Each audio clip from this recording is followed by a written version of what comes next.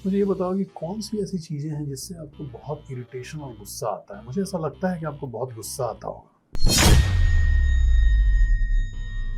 और किरण, एक चीज़ तो हम लोग मानेंगे ना कि ऐड चलाने के लिए या कैंपेन रन करने के लिए थोड़ा मैथ्स की ज़रूरत पड़ती हाँ, है ना? यस। तो मुझे एक एग्जांपल के तौर पे बताइए कि 300 में कितना जोड़ें कि 400 हो जाए परसेंटेज वाइज? आपकी लाइफ कैसी है? बोरिंग है? फन? ठीक है सर, अच्छी चल रही है। अभी अच्छी चल रही है?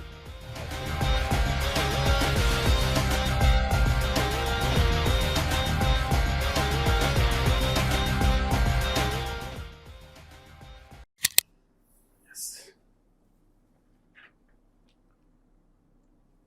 Hello, Kiran. Hello sir, Tell us about yourself. my name is Kiran. My education qualification is Diploma Electrical Engineering. I'm 21 years old right now, and I'm living in Nasik. Kiran, why your email ID is having so many numbers?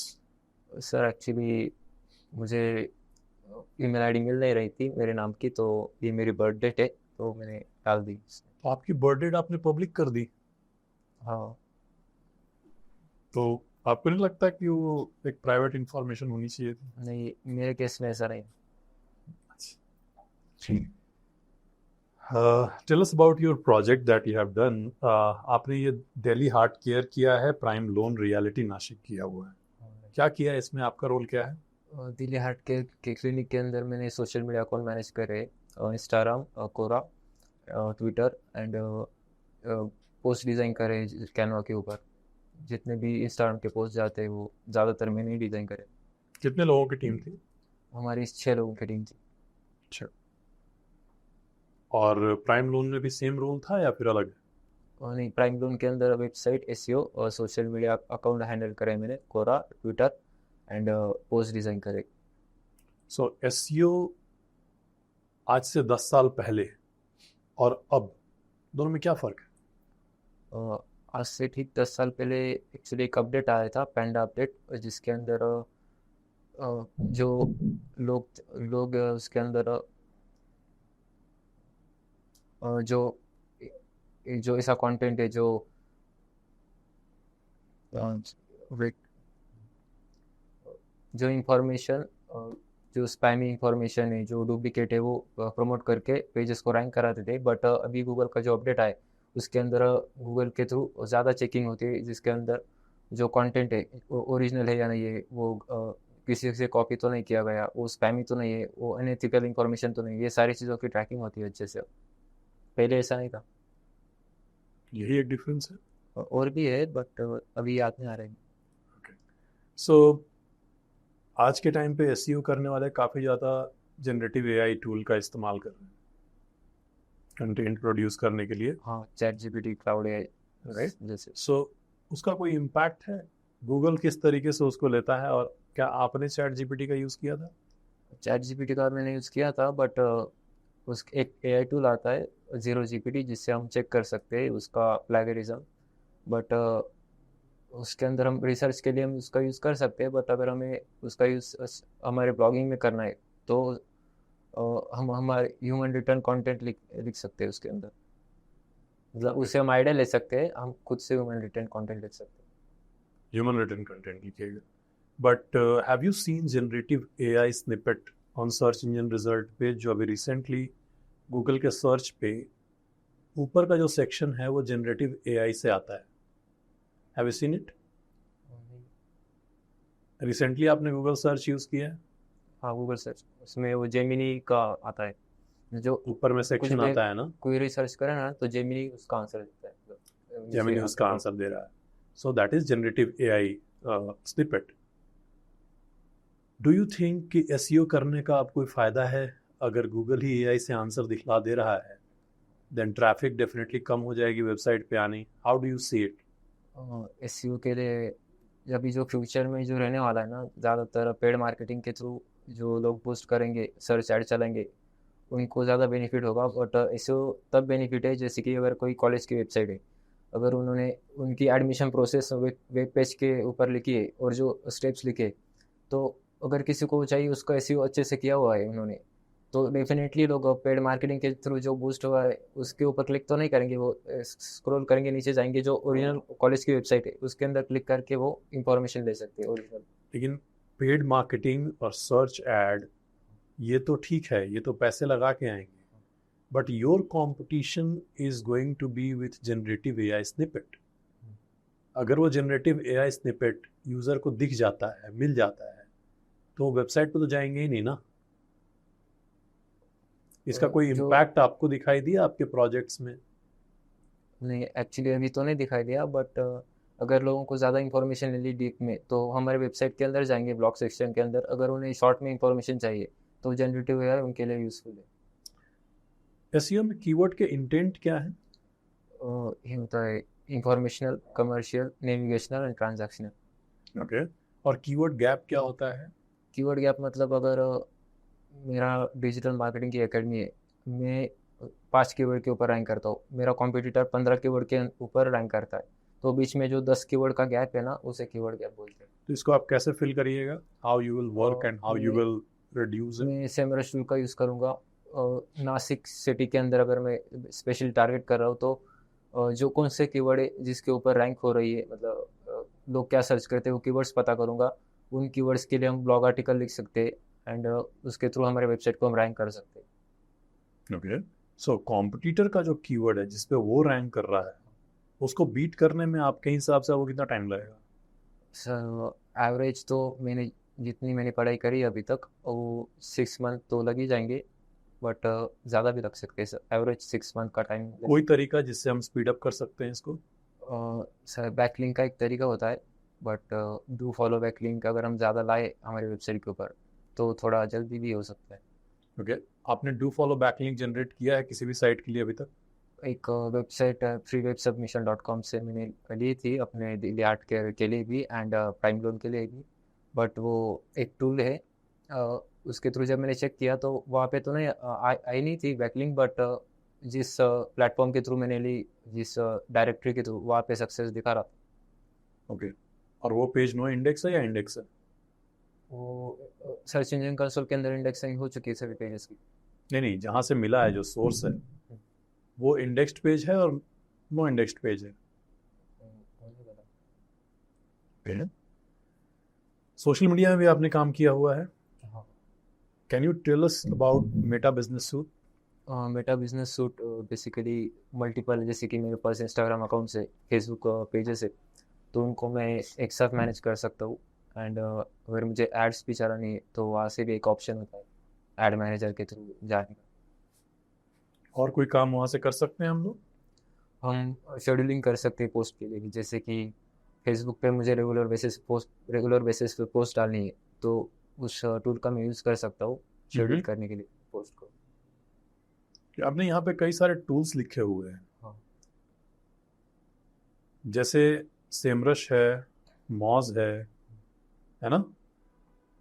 मुझे दोनों में difference बता सकते हैं कि दोनों में ऐसा क्या डिफरेंस मिला आपको और कौन सा बेटर लगा? सेमरश बेसिकली कीवर्ड रिसर्च करने के लिए टूल है एंड मॉज बेसिकली वेबसाइट का हम स्पैम स्कोर देख सकते हैं, डोमेन अथॉरिटी देख सकते हैं, तो दोनों के अपने अपने यूजेस है अलग अलग। क्या कहीं पे लगा कि ये चीज़ मिसिंग है सेमरश में या ये चीज़ मिसिंग है मॉज में? आपने दोनों यूज़ किए हैं? हाँ, मैंने दोनों यूज़ करे, फ्री वाले वर्जन। दोनों ही मेरे ख्याल से दोनों ही मतलब ठीक है। अगर मैं प्राइसिंग के हिसाब से देखूँ तो सेमरश थोड़ा ज़्यादा सस्ता जाता है, उसकी थोड़ी प्राइसिंग हाई सस्ता है। हाँ। ओके। उसके अलावा कोई ऐसा फीचर जो कि मिसिंग है मॉज में या मिसिंग है सेमरश में? हाँ, मॉज में हम do follow no follow backlink देख सकते हैं, सेमरश में वो मॉज में नहीं देख सकते, ऐसा मतलब इनबाउंड मॉज में लिंक। नहीं देख सकते? मॉज में ना वो इनबाउंड लिंक आता है ना, हाँ, तो उसके अंदर स्पेसिफिक ये दिखाया नहीं जाता कि मतलब डू फिल्टर फॉलो। नहीं है? हाँ, फिल्टर का मतलब मैंने देखा नहीं फिल्टर उसके अंदर कहाँ पे है, बट इजी टू यूज जो है, अगर कोई भी बिगिनर होगा तो सेमरस ज़्यादा उसके लिए बेनिफिट है, मॉज में थोड़ा ज़्यादा technical. Okay. Yes, Aditya sir. Use करा। सो आपने एसईओ किया है वर्डप्रेस साइट का। राइट। एसईओ में मुझे बताओ, ऑफ पेज एसईओ में व्हाट इज पीबीएन? कौन सा? What is PBN? पीबीएन में नहीं मतलब गूगल ऑटो कंप्लीट सुने आपने? क्या होता है गूगल ऑटो कंप्लीट? जब आप कीवर्ड रिसर्च करते होगे तो देखा होगा। गूगल ऑटो कंप्लीट नहीं। एसईओ में मुझे बताओ what is site map? Site map basically मेरे वेबसाइट के ऊपर जितने पेजेस है तो उसकी एक अलग यूआरएल होती है। मुझे अगर गूगल को देनी है, वो गूगल के सर्च इंजन कंसोल में सबमिट करनी है, तो उसके थ्रू मैं कर सकता हूँ। साइट मैप का यूज़ होता है। और नॉन वर्डप्रेस साइट के लिए कैसे करोगे? और नॉन वर्डप्रेस साइट के लिए अभी तक मैंने ट्राई नहीं किया। ट्राई नहीं किया? ओके, ठीक है। आपने गूगल एड्स भी यहाँ पे लिखा है। गूगल एड्स में मुझे बताओ कौन कौन से टाइप ऑफ कीवर्ड रहते हैं? गूगल एड्स में ब्रॉड कीवर्ड के types, broad match, exact match and phrase match. What is negative keyword? Negative keyword जैसे कि अगर मैंने ऐड रन कर दी है, सर्च ऐड, और मैं नहीं चाहता कि कुछ ऐसे कीवर्ड्स है जिसके ऊपर मेरे सर्च ऐड दिखे, तो जितने भी कीवर्ड्स के ऊपर करंटली दिख रही है वो उसकी लिस्ट मेरे पास आ जाएगी, मैं उसको नेगेटिव मार्क कर दूंगा जिसके ऊपर मुझे नहीं दिखाने। बट आप ऐसे कीवर्ड डालोगे क्यों? नहीं, अगर मैं ब्रॉड मैच ऐड चला रहा हूँ तो मैं अपनी ओर से नहीं कर रहा हूँ, मतलब ऐसे भी कीवर्ड्स के अंदर वो सर्च ऐड दिखाई दे रही है जहाँ पे मेरा कंट्रोल नहीं है, तो मैं नेगेटिव मार्क कर सकता हूँ ऐसा। ओके, डिफरेंस बताओ ब्रॉड मैच एग्जैक्ट मैच में क्या डिफरेंस है? ब्रॉड मैच जैसे कि मैंने डिजिटल मार्केटिंग के ऊपर ऐड चलाई, मेरा इंस्टीट्यूट है डिजिटल मार्केटिंग का, अगर ब्रॉड मैच में सिर्फ डिजिटल मार्केटिंग डाल दी तो कोई पर्सन एफिलिएट मार्केटिंग भी सर्च कर रहा है तो उसको भी मेरी ऐड दिखाई दे रही है। और फ्रेज मैच के अंदर डिजिटल मार्केटिंग ये वर्ड डाल दिया, अगर कोई डिजिटल मार्केटिंग का एजेंसी ढूंढ रहा है तो मेरा जो सर्च ऐड है वो उसे दिखाई देगी digital marketing course in Nashik. अगर एग्जैक्ट मैच है, अगर मैंने एग्जैक्ट मैच पर डाल दिया digital marketing course in Nashik, तो जो सर्च क्यूरी है कोई सर्च कर रहा है तो एग्जैक्टली उसे मेरी ऐड दिखाई देगी। तो ये अलग अलग। ओके, गूगल ऐड में मुझे बताओ व्हाट इज क्वालिटी स्कोर और कैसे इंप्रूव करेंगे उसको? क्वालिटी स्कोर, अगर मैं कैंपेन क्रिएट कर रहा हूँ तो मल्टीपल चीज़ें होती है, हेडलाइन, डिस्क्रिप्शन, जो एक्सटेंशन है कॉल आउट का वो भी हम यूज़ कर सकते हैं। तो जितना ज़्यादा अच्छा कैंपेन हम क्रिएट करें उसके ऊपर वो क्वालिटी स्कोर डिपेंड करता है। अगर मैं मल्टीपल हेडलाइन डालूँ, मल्टीपल डिस्क्रिप्शन डालूँ, उसकी जो लिमिट होती है 50 की या फिर, तो उसको मैं कंप्लीट कर रहा हूँ तो वो क्वालिटी स्कोर इंप्रूव होगा। हेडलाइन की लिंक कितनी रहती है और डिस्क्रिप्शन की कितनी रहती है? हेडलाइन की 25 होती है एंड डिस्क्रिप्शन की 50 के आसपास। और डिस्प्ले पाथ की? नहीं, वो एक्चुअली अभी याद नहीं। हाँ। ओके, कौन कौन से टारगेटिंग ऑप्शन अवेलेबल है गूगल एड्स में? गूगल एड्स में टारगेटिंग के लोकेशन के बेसिस पे टारगेट कर सकते हैं, एज के बेसिस पे टारगेट कर सकते हैं, कीवर्ड के बेसिस पे टारगेट कर सकते हैं। और व्हाट इज कन्वर्जन? कन्वर्जन, अगर मैं लीड कैंपेन चला रहा हूँ गूगल एड्स के अंदर, अगर मेरा फॉर्म किसी ने फिल कर लिया तो एक लीड कन्वर्जन हुआ उससे। अगर किसी ने परचेस किया तो भी कन्वर्जन होगा कि नहीं होगा फिर? परचेस किया तो भी होगा बट उसकी प्रोसेस थोड़ी लंबी हो जाएगी, मतलब मुझे पहले अवेयरनेस के एड चलाने पड़ेंगे, फिर एंगेजमेंट के चलाने पड़ेंगे, फिर फाइनल सेल कैंपेन चलाना पड़ेगा। बट डायरेक्ट भी तो सेल कैंपेन का ऑप्शन है गूगल एड में, तो डायरेक्ट सेल कन्वर्जन का मतलब क्या? कन्वर्जन मतलब, अगर जैसे कि मेरा एंड गोल है कि कोई फॉर्म फिल करे मेरा लैंडिंग पेज के थ्रू, तो उस लैंडिंग पेज की लिंक अगर मैं सर्च ऐड के अंदर दे रहा हूँ और वो फॉर्म फिल कर रहा है तो एक कन्वर्जन हुआ। और अगर सेल का अलग, जैसे वेबसाइट मेरी ई कॉमर्स वेबसाइट है, उसके ऊपर जाकर किसी ने प्रोडक्ट परचेस कर लिया, मैं पेड एड्स चला रहा हूँ, तो एक सेल काउंट हुआ, तो इसे कन्वर्जन कहते हैं। यस। सो किरण बताइए, अगर जैसे मेट्रोपोलिस जैसी कंपनी आ गई आपके पास जो कि लोगों के ब्लड सैंपल टेस्ट और करती है पैथोलॉजी से रिलेटेड, तो उसको आप कितना अमाउंट सजेस्ट करोगे, कितने का ऐड उसको चलाना चाहिए? फॉर एग्जांपल दिल्ली जैसे शहर में। सबसे पहले तो मैं उनकी रिक्वायरमेंट जानूंगा कि उनको क्या चाहिए, लीड चाहिए या सेल लीड चाहिए। लीड अगर उनको लीड चाहिए तो वो चाहिए बेसिकली जो लोग पैकेज खरीदें और टेस्टिंग करवाएं। तो ये उनसे पहले मैं रिक्वायरमेंट ले लूँगा कि आपको 1 वीक की ऐड चलानी या 1 मंथ की ऐड चलानी। Continuous 1 month. ठीक है, कंटिन्यूस 1 मंथ चलानी है तो मैं सबसे पहले तो गूगल एड्स के अंदर एक ऑप्शन होता है कीवर्ड एक्सप्लोर, कीवर्ड फाइंड कर सकते हैं जिससे हम तो उनको उस सिटी के अंदर जो ऐड चलेंगे सबसे पहले उसकी लिस्ट निकालूंगा, उस पर CPM कितना है, क्रॉस पर क्लिक कितना है, ये भी इंफॉर्मेशन ले लूँगा उस कीवर्ड्स की।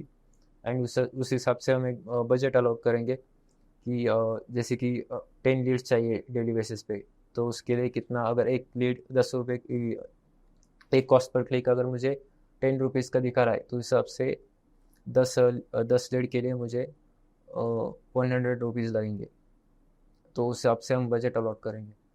तो अगर आपसे एक अंदाजतन पूछा जाए कितना करिएगा, और आपको क्या लगता है कि पैथोलॉजिकल टेस्ट के कीवर्ड्स के ऊपर इंडिया में, दिल्ली जैसे सिटी में क्या कॉस्ट आएगा पर लीड? सर एवरेज मैं बता सकता हूँ, वो 50 to 70 के अंदर आ सकता है। और उसे कितना आप बजट दीजिएगा कि इतना तो बजट होना ही चाहिए if you want to get some leads? Sir monthly budget at least 50,000 तो होना ही चाहिए। 50,000 का? हाँ मिनिमम। तो 50 रुपये के हिसाब से तो आप 1000 लीड दे दीजिएगा उसको। हाँ अगर उनको लीड्स चाहिए तो हम लीड ऐड चला के उनको दे सकते हैं। ओके, सो अगर आप ऐड चलाते हो तो कितने % आपको जंक लीड्स मिलते हैं? And what steps you take to avoid junk leads? जो जंक लीड्स का, ज़्यादातर जंक लीड्स का जो परसेंटेज रेशो होता है वो होता है 40 to 50% के जंक लीड्स आते हैं, तो उनको अवॉइड करने के लिए हम टूल जो फॉर्म का यूज़ कर सकते हैं, जो फॉर्म के अंदर मल्टीपल फीचर्स होते हैं जिससे कि हम फ़ोन नंबर को वेरीफाई करवा सकते हैं और ईमेल को वेरीफाई करवा सकते हैं, तो ही फॉर्म फिल होगा। तो इस तरीके से स्टेप्स लेके हम जंक लीड को अवॉइड कर सकते हैं। किरण, एक चीज़ तो हम लोग मानेंगे ना कि ऐड चलाने के लिए या कैंपेन रन करने के लिए थोड़ा मैथ्स की ज़रूरत पड़ती है ना? तो मुझे एक एग्जाम्पल के तौर पे बताइए कि 300 में कितना जोड़े कि 400 हो जाए परसेंटेज वाइज। सो 300 से 400 करना हो तो कितना % 300 का जोड़ना पड़ेगा कि वो 400 हो जाए? किस चीज़ में? मैं एक सिनेरियो दे रहा हूँ आपको। 300 से 400 मुझे जाना है, तो 300 का कितना % उसमें ऐड होगा कि वो 400 हो जाए? लीड्स में? कोई भी नंबर में, सिंपल नंबर का क्वेश्चन है। 300 से 400 होना है, तो 300 से 400 पहुंचने के लिए आप 300 में कितना % ऐड करिएगा कि वो 400 हो जाएगा? नहीं सर, याद नहीं, ये तो याद करने की चीज़ थोड़ी ना। एग्जैक्टली नहीं पता सर, वो देखना पड़ेगा। ट्राई करना चाहेंगे? मतलब क्वेश्चन एक्चुअली मुझे नहीं ठीक से। 300 से 400 होना है। किस चीज़ के अंदर? मान लो से मेरे जेब में 300 रुपये हैं, ओके। अब मैं चाहता हूं कि वो 300 जो है वो 400 बन जाए, तो 300 में कितना % ऐड होगा कि वो 400 हो जाएगा?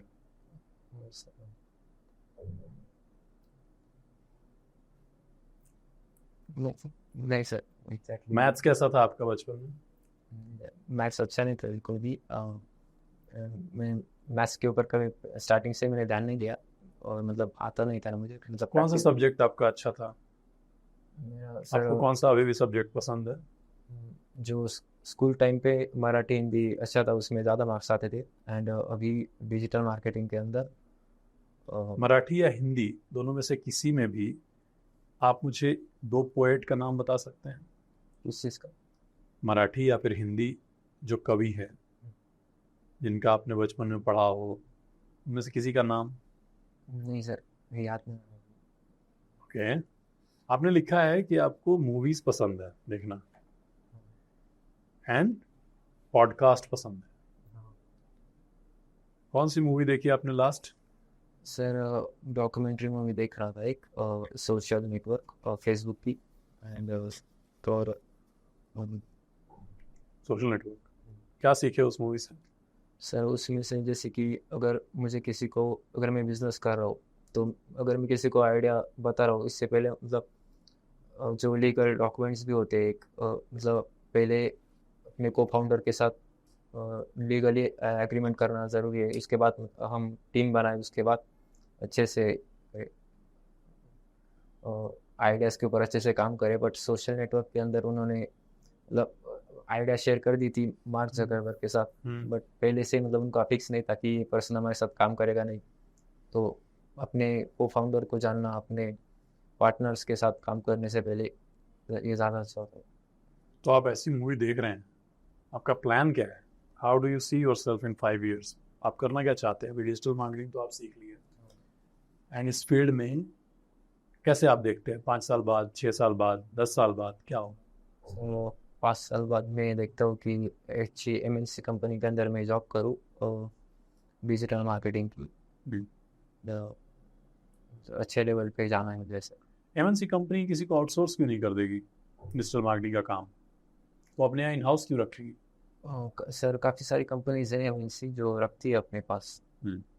कुछ एजेंसी को भी दे देते हैं काम, बट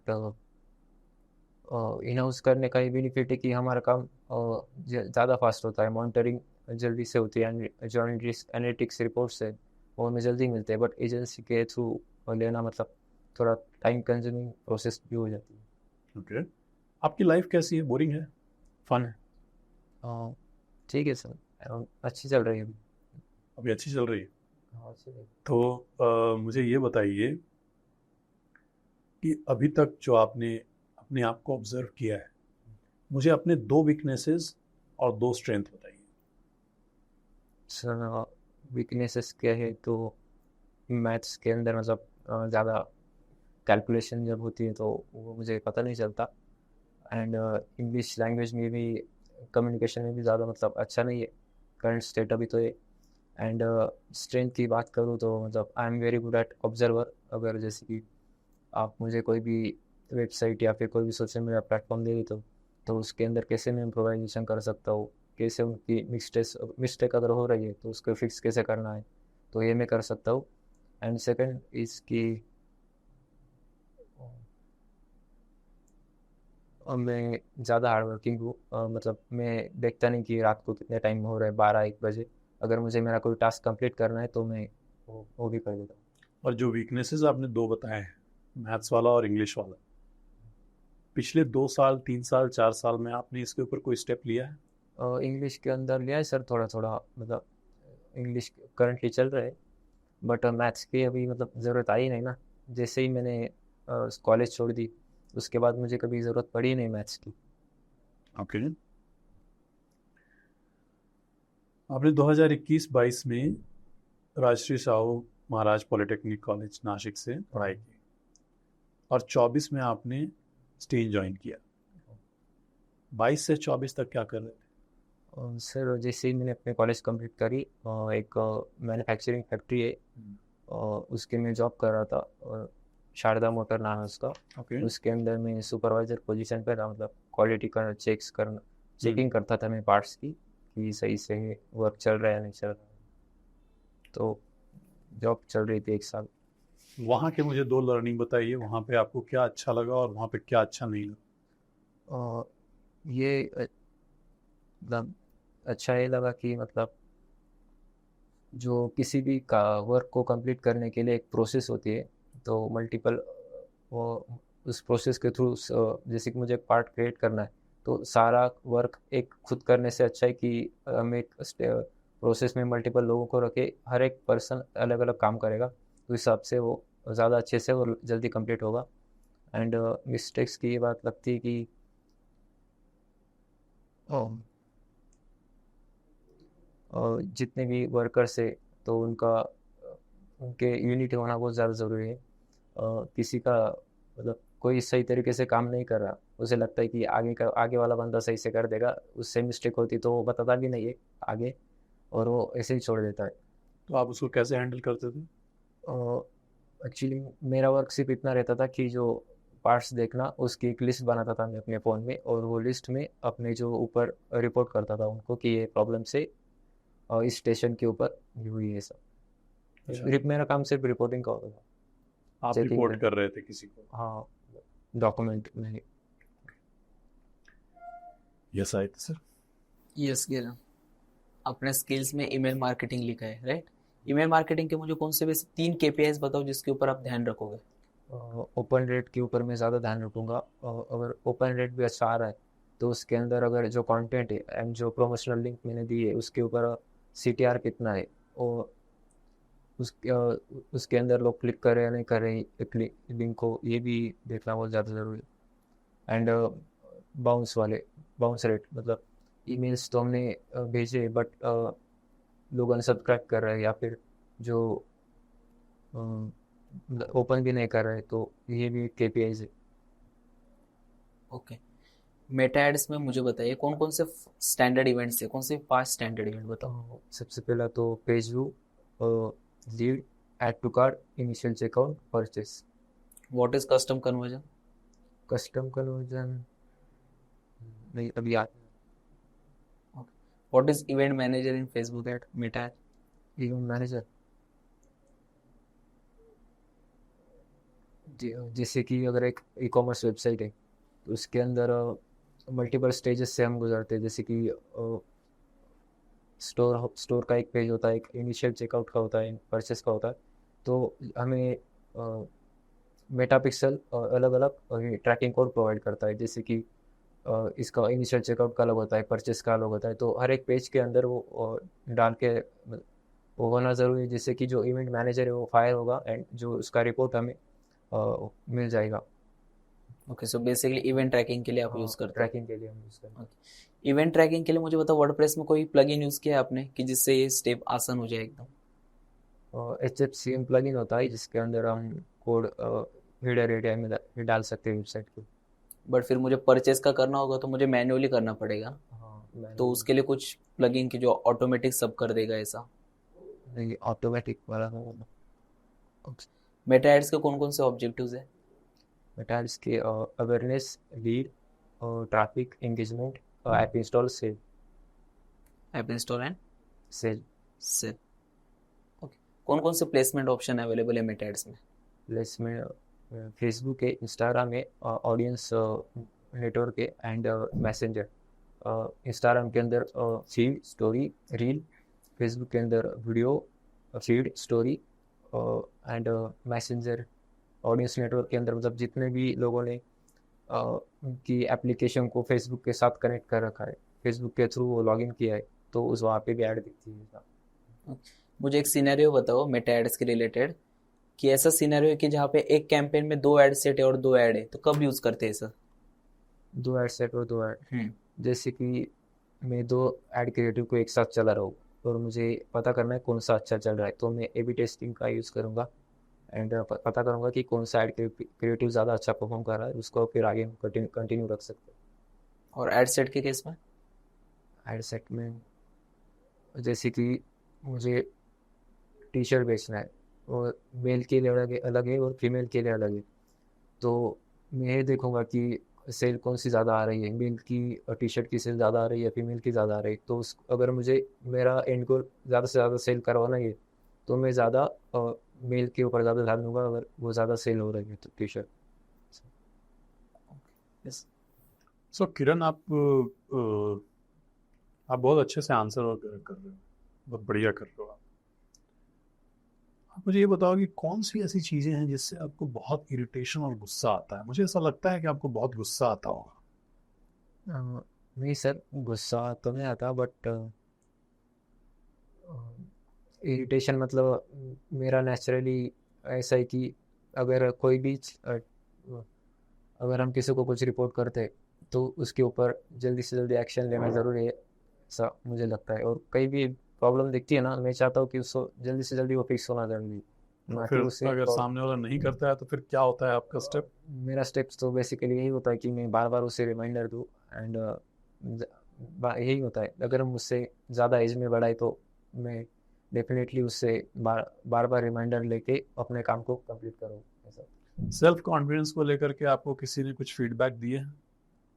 हाँ, फीडबैक पहले भी मिले थे कि सेल्फ कॉन्फिडेंस ज़्यादा इंक्रीज़ करना ज़रूरी है, तो इसलिए अभी जो मेरे प्रोजेक्ट में अंदर प्रेजेंटेशन होती है तो मैं स्टेज पे देता हूँ प्रेजेंटेशन एंड अगर ग्रुप प्रोजेक्ट के अंदर भी अगर बोलना होता है तो मैं मेरे जो स्किल्स और नॉलेज है मैं इनिशिएटिव लेता हूँ कि मैं पहले बोलूँ ऐसा। ओके, तो उससे आपको कुछ फर्क लग रहा है? हाँ, स्टार्टिंग्स में तो बहुत ही कॉन्फिडेंस लो था स्कूल कॉलेज के टाइम पे, बट अभी बहुत अच्छा है। सो अब अगर हमारे यहाँ आप सेलेक्ट होते हैं तो व्हाट इज़ योर एक्सपेक्टेशन, किस चीज़ की? Salary expectation?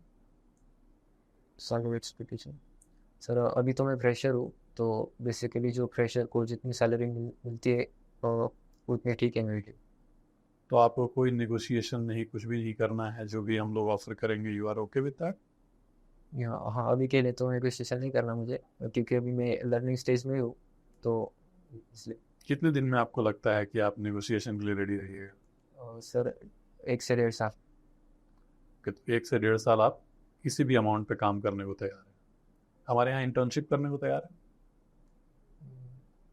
Yes sir. Okay, alright Kiran, so any question you have for us? हाँ सर, जैसे कि आपने वो पूछा था ना कि 300 से 400 कैसे जा सकते, तो एक्चुअली उसका आंसर क्या होना चाहिए था, मतलब वो कैसे हम कैलकुलेट करें? अच्छा, इसके अलावा और कोई क्वेश्चन? ठीक है, पहले उसको आंसर कर लेते हैं। मेरा क्वेश्चन ये था कि 300 से 400 आप कैसे जाओगे, राइट? और उसमें हम इतना कितना परसेंट ऐड करेंगे 300 का कि वो 400 हो जाए। सो इसका सिंपल फॉर्मूला है, 300 से 400 आपको जाना है, कितना डिफरेंस है? 100 रुपीज़। 100 रुपीज़ का डिफरेंस है। तो 100 जो है वो 300 का कितना परसेंट होता है? 100 डिवाइड बाई 300 इंटू 100। 300 का कितना परसेंट है? 100 कितना परसेंट है 300 का? याद अभी याद नहीं आ रहा। तो इसके लिए तो 5th और 6th वाला मैथ्स रिवाइज करना पड़ेगा। सो 100 कितना परसेंट है 300 का, अगर हमें पता करना है तो formula is very simple, 100 divide by 300 into 100। Correct? 300 into 100। तो ऐसे आप 0 उड़ा दीजिएगा, 100 डिवाइड बाई 3 विच इज 33.3%। 33.3%। तो 300 में 33.3% ऐड करेंगे तो 400 हो जाएगा।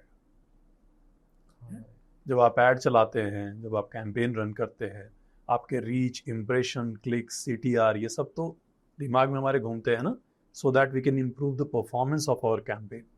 तो जैसे ही आप जितना परफॉर्मेंस मार्केटिंग की तरफ मूव करना शुरू करिएगा, you need to work on these KPIs, and KPIs are based on calculations. So उसके लिए वो कैलकुलेशन आना जरूरी है, ठीक है? That will help you. So थोड़ा सा मैथ्स हम लोग ठीक करेंगे, बेसिक वाले।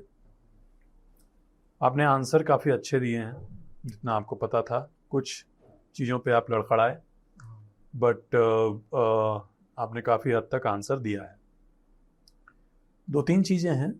एक तो कि जैसे ही हम थोड़ा सा इधर उधर भटकते हैं, आपका डायरेक्ट आंसर आता है आई डोंट नो। कुछ चीज़ों पे आप ट्राई कर सकते हैं, कुछ चीज़ों में एटलीस्ट आप कनेक्ट करने की कोशिश कर सकते हैं। जैसे इवेंट मैनेजर वाले में थोड़ा सा और इलेबोरेट कर सकते थे हम, अगर ब्रॉड मैच, एग्जैक्ट मैच, उसके एग्जांपल्स थोड़ा सा और आप क्लैरिटी के साथ दे सकते थे वहाँ पे।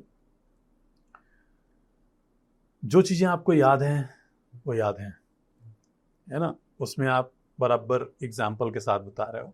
लेकिन जिन चीज़ों को हमने अपने क्लास में पढ़ा भी है या सीखा भी है, उससे थोड़ा सा हट के पढ़ने की भी ज़रूरत है, सो दैट हमारा जो आंसर है उसमें और डेटा बढ़ेगा और एग्जाम्पल्स बढ़ेंगे, ठीक है? जब क्वेश्चन आए आपके इंटरेस्ट के बेसिस पे, जैसे मूवी वाला था, तो मूवी वाला जो क्वेश्चन आता है वो ज़रूर आपके इस पे आता है कि आप यहाँ पे थोड़ा सा कॉन्वर्सेशन बढ़ा सकते हो।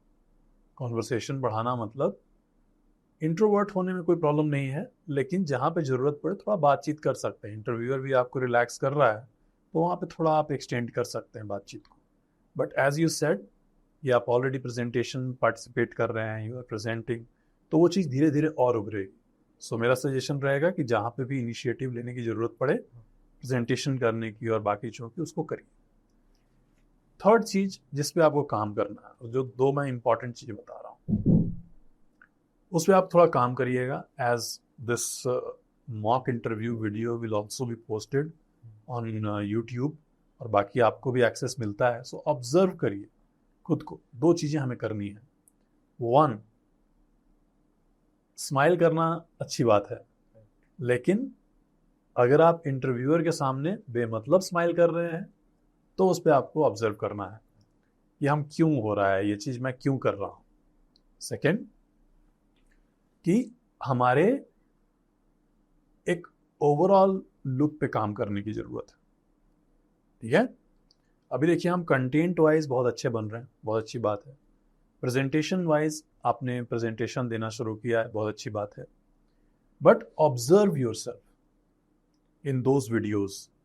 टीम से, वीडियो टीम से, बाकी टीम से भी कंटेंट लीजिए कि मेरा वाला क्लिप मुझे दिखाइए, सो दैट मैं थोड़ा ऑब्जर्व करूँ, है ना। उसमें आपको दो तीन चीज़ों पे ध्यान देना है कि मेरा बॉडी लैंग्वेज क्या है जब मैं बात कर रहा हूँ, मेरे बॉडी लैंग्वेज में कहाँ कहाँ पे सुधार होने की ज़रूरत है। मैं नहीं कह रहा कि 10 लोगों से बहुत ज़्यादा पूछो आप, that will confuse you. Now you are in a position जहाँ पे आप खुद भी ऑब्जर्व कर सकते हो, यार इस पे मुझे काम करने की ज़रूरत है। जैसे कई लोगों का होता है कि वो सेम वर्ड रिपीट करते हैं हर 2 सेंटेंस में, है ना। That is one problem they can solve any time. वो धीरे धीरे उस पर काम करने की बस ज़रूरत है। So similarly observe yourself. ठीक है। सेकेंड चीज कि जब आप इंटरव्यू में जाइए, किसी भी इंटरव्यू में, तो फर्स्ट इंप्रेशन हमारे आउटलुक से मिलता है कि कैंडिडेट कैसे आया है ना। तो जब आप इंटरव्यू में जा रहे हैं, थोड़ा लुक पे ध्यान दे दीजिए कि हम प्रेस किए हों शर्ट, हम सही से इन करके आए शर्ट के को प्रॉपरली, है ना। अगर हम ड्रेस्ड होके जा रहे हैं तो हम, पॉसिबल है तो ये थोड़ी बहुत चीज़ें हैं कि हम लोग शैम्पू कर लें, उस दिन थोड़ा ठीक से एक आउटलुक और एक इम्प्रेशन पड़े। तो पैरेलली कंटेंट के साथ साथ इन चीज़ों को भी देखना हमारे लिए ज़रूरी है। तो एक आउटलुक पे आप ध्यान देने वाले हैं, you are going to revamp it. और मैंने देखा है स्टूडेंट में, बहुत सारे स्टूडेंट ने अपने आप को एकदम से चेंज कर दिया। तो अगर हम थोड़ा सा इंटेंशनली इस चीज़ पे ध्यान दें, वी कैन फिक्स इट। तो एक आप आउटलुक पे ध्यान दीजिए, you have to work on it. And second thing, जो हमारी वीकनेस है वो इंग्लिश वाली जो बात है, now you want to work in MNCs, तो कहीं ना कहीं कम्युनिकेशन एक चैलेंज की तरह आने वाला है। जैसे आपने डिजिटल मार्केटिंग सीखा है and now you are feeling कि आप स्किल्ड हैं, कैपेबल हैं, similarly we can work on this thing. तो ये एक रोड ब्लॉक हमारे आगे चल के जो बनने वाला है। So you can set a deadline कि मैं अगले 6 महीने 8 महीने में I'll improve, है ना। तो वो आपको आपके ग्रोथ में काफ़ी कंट्रीब्यूट करेगा। तो ये कुछ रियलाइजेशन है जिस पे हमें काम करने की बहुत ज़रूरत है। Otherwise content wise you are going very good. Practice जो आपने इनिशिएटिव लिए प्रोजेक्ट्स के अंदर भी, that is also very good. मगर इन चीज़ों के अगर आप ऊपर काम कर लीजिएगा, you will become a complete package. क्या यस क्या, जैसे सर ने बताया कि थोड़ा डीप में जाइए, और जो एसईओ के मैंने 1-2 क्वेश्चन पूछे, सो आप उसमें डीप में पढ़ोगे तो एसईओ में है ये चीज़ें, पीपीआर, गूगल ऑटो कंप्लीट, तो आप उसके बारे में रीड करिए। देन रेज्यूमे में आप वर्डप्रेस लिखोगे तो वर्डप्रेस का कभी भी W&P कैपिटल होता है। ओके, तो वर्डप्रेस आपने देखो इधर स्मॉल लिखा है, तो जो ब्रांड का नेम है वो वैसा का वैसा ही लिखिए। ओके, एक जगह सही लिखा है, एक जगह एक जगह वो करिए। तो उस टाइप से और डीप में उसको नॉलेज ये करिए, ज़्यादा से ज़्यादा प्रैक्टिस करिए, प्लस जो भी आपके वीकनेस है उसके ऊपर काम करिए। ओके।